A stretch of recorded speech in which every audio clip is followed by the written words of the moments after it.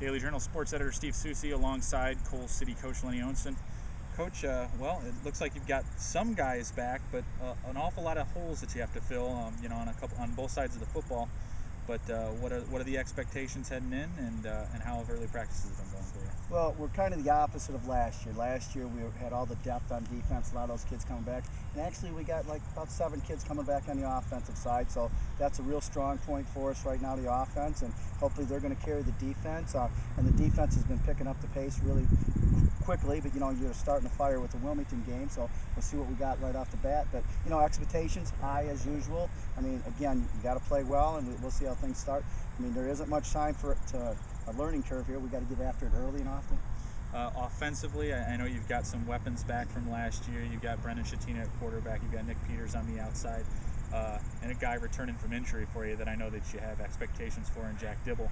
So it looks like you're pretty set at skill positions. Yeah, we're real good there. Then you throw Lane Coward in the mix there. He'll help us a lot there. Nate Chapman, a couple other guys have caught some balls for us again.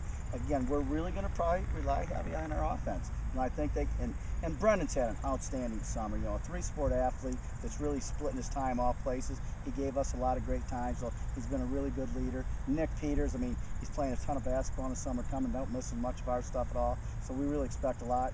Jack Dibble coming back from the ACL, just worked his tail off. I mean, I can't say enough. I mean, we're just holding him back. I mean, he is ready to go, and so we expect a lot of big things from those young men.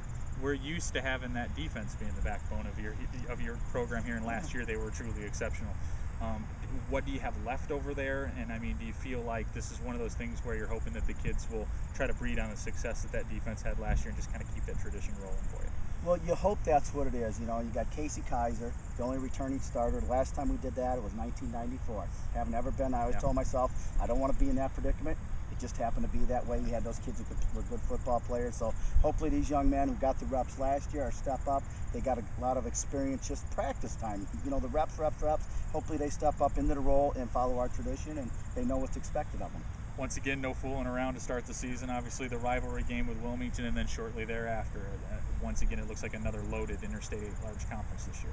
Well, like I say, a tough opener against Wilmington, and every week you got to be ready to go. But you take the rest of the teams in the large, put them in a cup, shake them out, and you tell me how I have no idea. It's going to be a dogfight, and you better be ready to play football.